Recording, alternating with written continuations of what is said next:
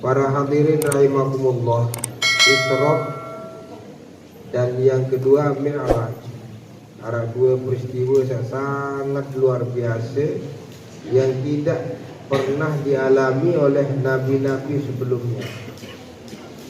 Maka Isra dan Mi'raj ini adalah salah satu dari mukjizatnya Rasulullah SAW yang diistimewakan oleh Allah, tidak diberikan kepada para nabi. Kalau nabi-nabi terdahulu tidak ada kisah Isra Mi'rajnya, tapi baginda Nabi SAW khusus kepada beliau diberikan oleh Allah keistimewaan satu bau zinaran Isra dan Mi'raj. Pertama, Allah bermanik subhana. Arti subhana ni maha suci Allah. Ini segala sifat-sifat kekurangan. Ini segala sifat-sifat kelemahan. Oleh karena itu diawali dengan keyakinan dulu. Haruslah kita yakin seyakin-yakinnya Allah Subhanahu wa taala memiliki sifat kesempurnaan, sifat sempurna. Maka diawali dengan subhana, karena yang akan dibicarakan ini sesuatu yang di luar jangkauan akal manusia. Maka Allah mau mengawali dengan subhana. Lamun satu si kekuasaan Allah, kudrat iradat Allah, dia tahu percaya untuk Isra Mi'raj. Tapi dasar daripadanya adalah yakin dulu dengan kudrat dan iradat Allah. Maka Allah mengawali dengan subhana. Kemudian ayat ini melanjutkan allazi asra. Maka Allah Subhanahu wa taala memberangkatkan. Bukan Nabi berangkat, diberangkatkan. Nah, kemudian yang kedua yang harus kita yakini roh dan jasad. Ada dalilnya. Ini apa Isra Mi'raj mimpi, tetapi Allah menyebut bi'abdihi, al-abdu ar-ruh wal jasad. Berarti yang saya ini hamba Allah, bukan roh saja tetapi roh dan jasad. Maka Allah menyebut subhanallazi asra bi'abdihi.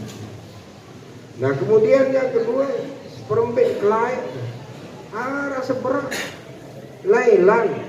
Nakirah kawin ini dalam kaidah Arab tufidul qillah, rasa berat. Maka Syekh Dardir menyebut qubailas subhi, dedun isim tasghir, qubailas subhi, karing seberana subuh. Jadi harus niku berkeyakinan akidah Ahlus Sunnah wal Jamaah, Isra Mi'raj niki mukjizat, Isra Mi'raj kudrat iradat Allah, Isra Mi'raj roh dan jasadnya. Dan bukan semalam suntuk. Menara bahasa semalam suntuk kurang tepat. Yang tepat lain nakirah rasa berat.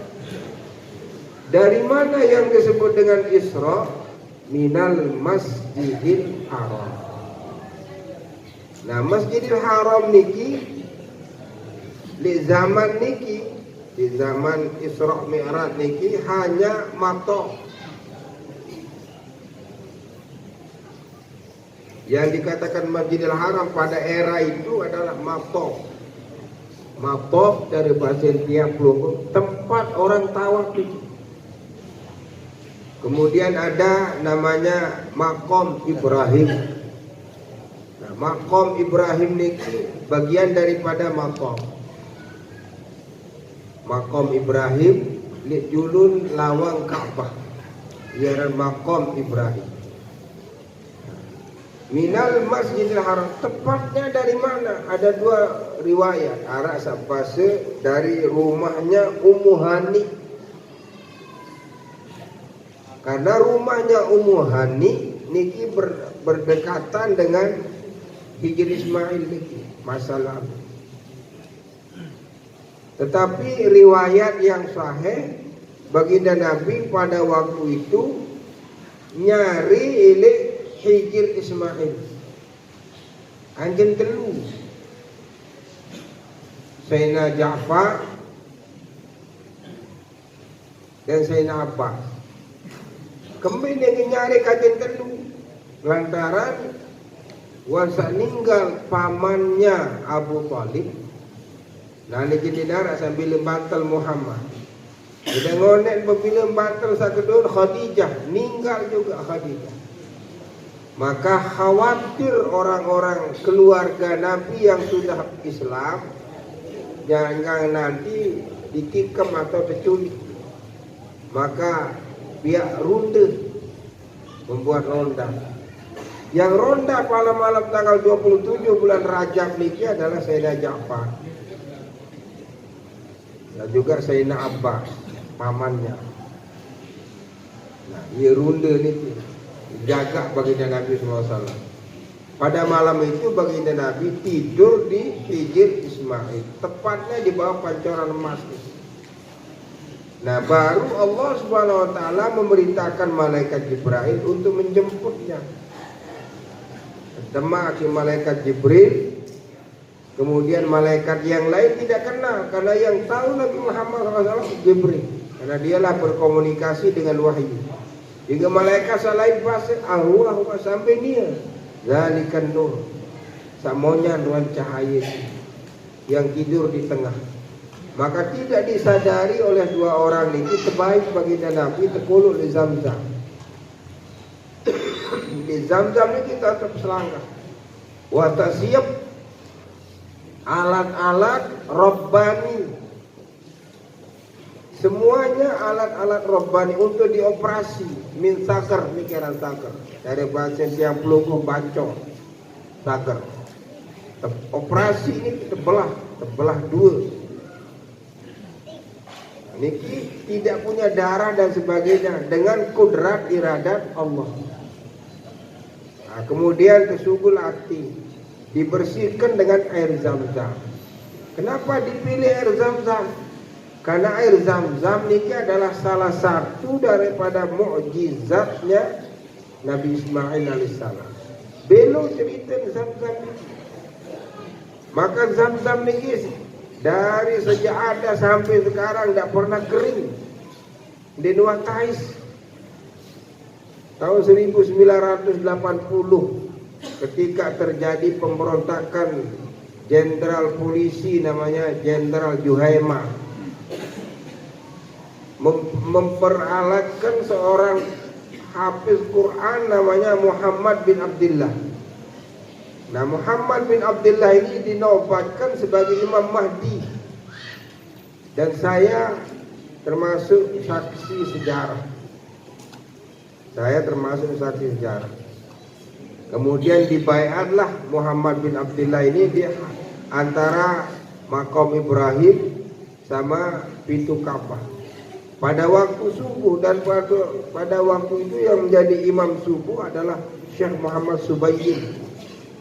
Dan saya hadir sembahyang subuh di sana. Nah, kemudian terjadi tertutup pintu Masjidil Haram sampai dikuasai oleh pemberontak 14 hari.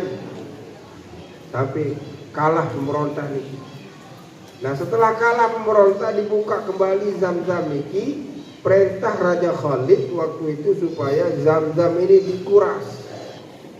Terpasang pipa solas, pipa air ini penyedot, ndek bau rang, ndek sak, ndek kena kurang rang, ikam rang, ndek nensak.